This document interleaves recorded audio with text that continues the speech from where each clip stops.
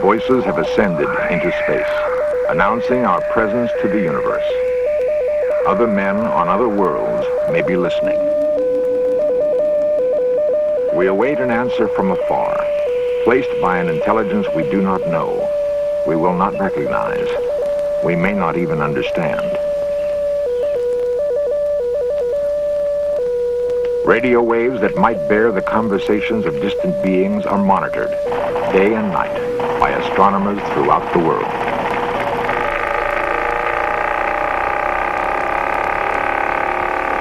Our understanding of life in outer space may begin with reaching out to another form of intelligence here on Earth.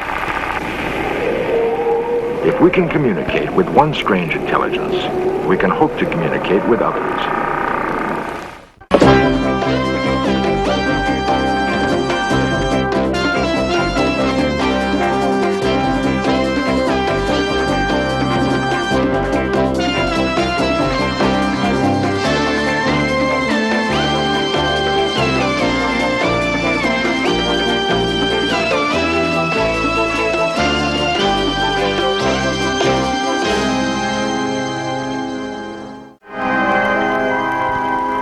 Stars and galaxies beckon us to ask, are we alone?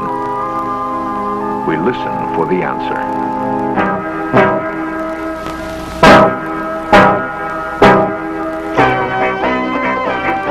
This series presents information based in part on theory and conjecture. The producer's purpose is to suggest some possible explanations, but not necessarily the only ones, to the mysteries we will examine.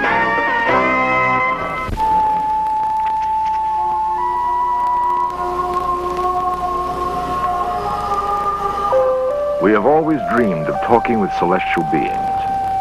Discoveries in deep space have revealed that the same chemistry that created earthly life operates elsewhere. Perhaps we are not accidents of creation. Perhaps we are not alone.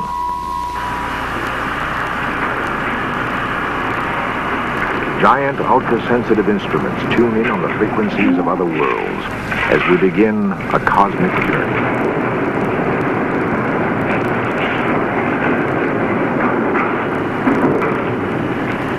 Our search for intelligent life beyond the planet Earth has begun, and the job is as immense as the universe itself.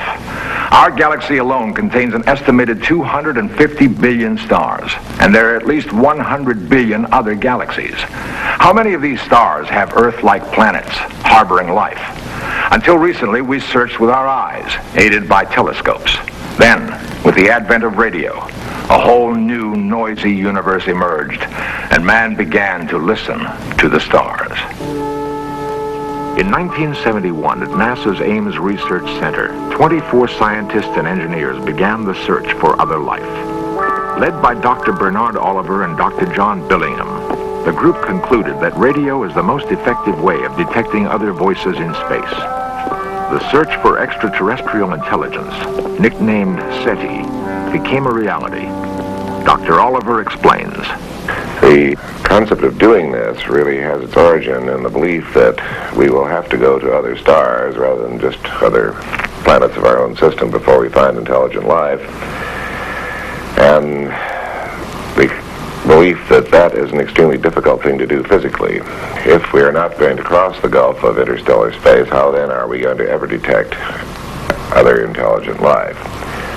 The answer seems to be by looking for evidence of it in the form of signals that it may either radiate on purpose to arouse our attention or simply in the course of its own activities. It's quite possible that signals have been falling on the Earth for millions or billions of years.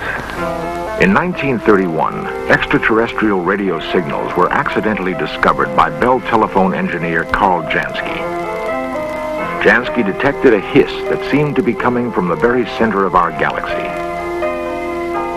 For the first time, dense star clouds, invisible to optical telescopes, revealed their presence through radio emissions.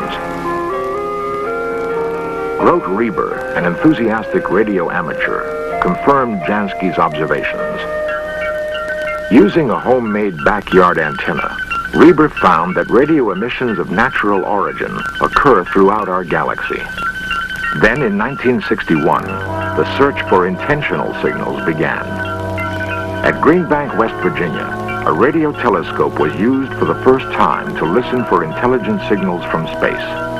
Project Ozma, a whimsical reference to the land lying over the rainbow, was followed 10 years later by the most far-reaching life search program ever devised.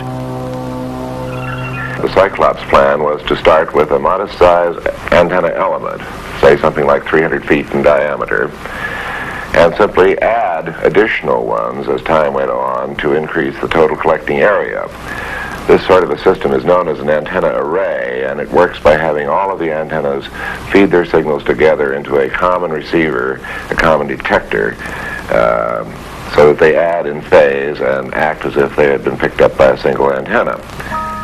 So we believe we can take as many as 1,000 antennas and connect them together in this fashion and get a huge collecting area. A listening post beyond Earth is an alternative explored by SETI astronomer Dr. Charles Seeger. A basic problem in a search for extraterrestrial signals has to do with the interference to receiving systems produced by all our transmissions in the same radio frequency spectrum. Space may offer some advantages and may not be all that more expensive for a large receiving system than on Earth. Space has the advantage of a more benign environment. You don't have winds and storms and rain and repainting to do all the time. It's very quiet. Also, you can put up a very light system in space. It floats there. The backside of the moon is attractive since there you are beautifully shielded from all Earth activity.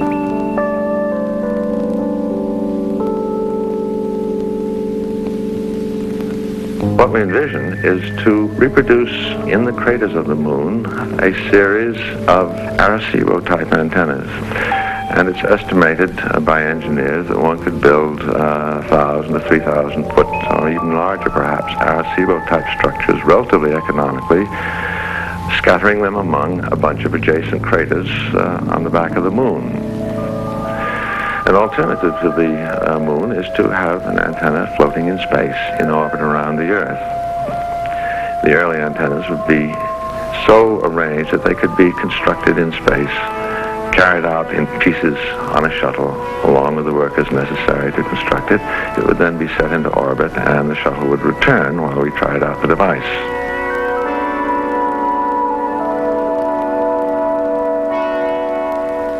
While we wait for a call from space, we have not ruled out breaking the silence of the universe by sending our own signals to cosmic neighbors.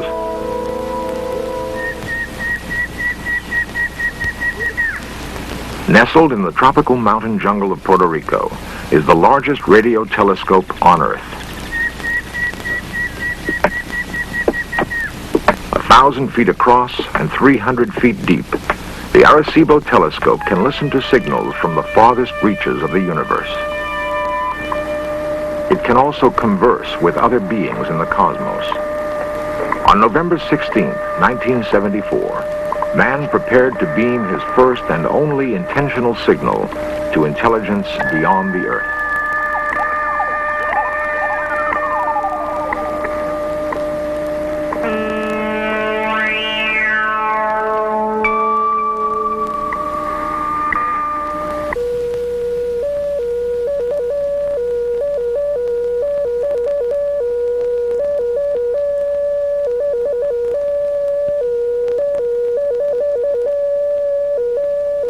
Our message, traveling at the speed of light, will take 24,000 years to reach star cluster M13 in the constellation Hercules.